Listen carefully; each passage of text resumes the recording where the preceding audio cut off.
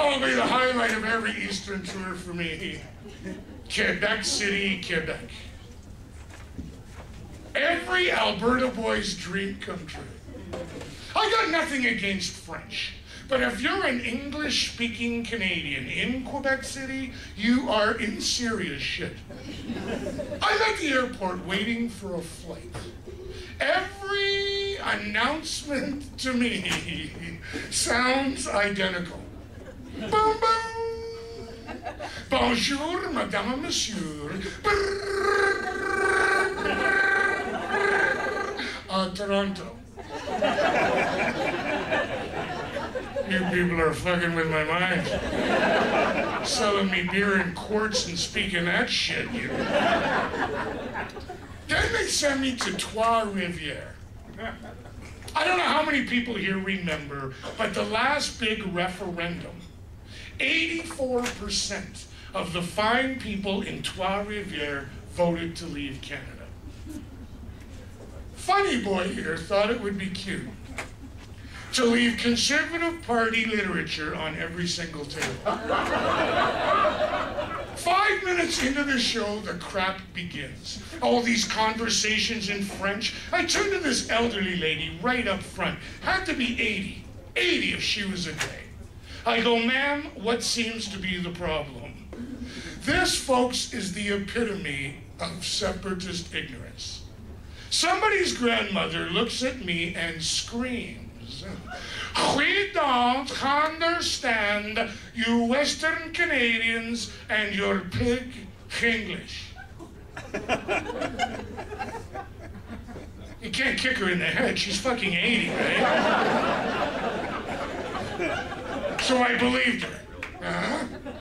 Right up until I called them separatist cocksuckers. Turns out they speak English perfectly. And I don't want to sound like a rural redneck Albertan. I'm going to tell you right up front, I am all for French immersion. I just think we should hold them under a little longer.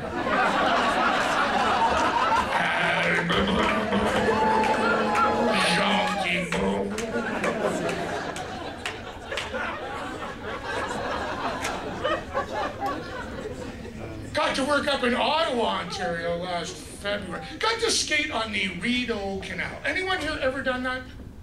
Yeah? See a sign anywhere, ma'am, that said no body checking? Frozen river, rock walls full of Frenchmen. I'm fucking hitting something.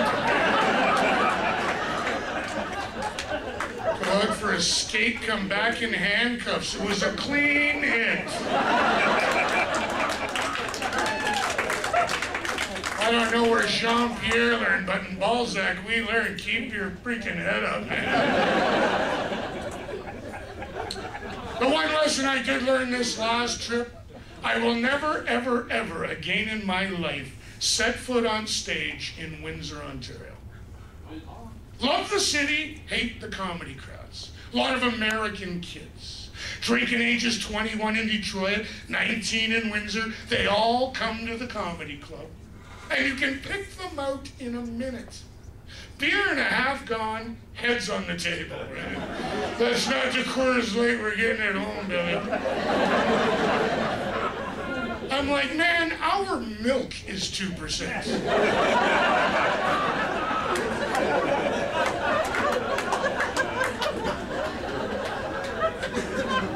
I ask them, where are you from? Check this out. Detroit, Michigan. Hockey town, USA, baby. Home of America's team.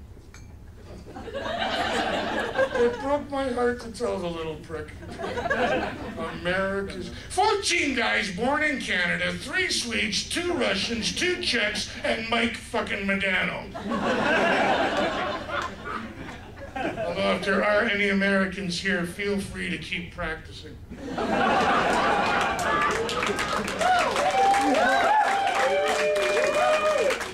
Maybe one day they'll beat our women.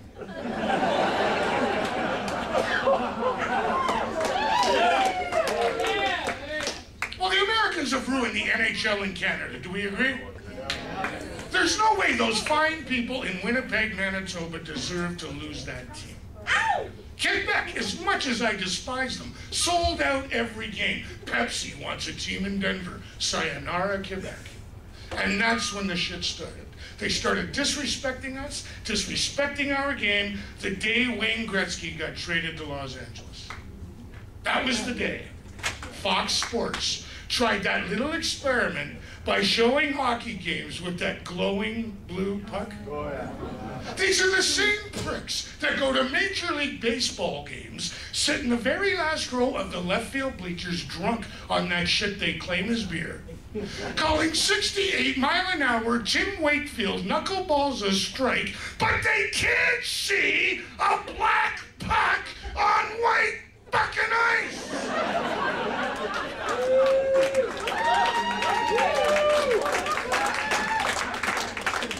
I'm sorry, I get emotional about hockey. 2 minutes for starting a fight? That's the Canadian way. We have health care.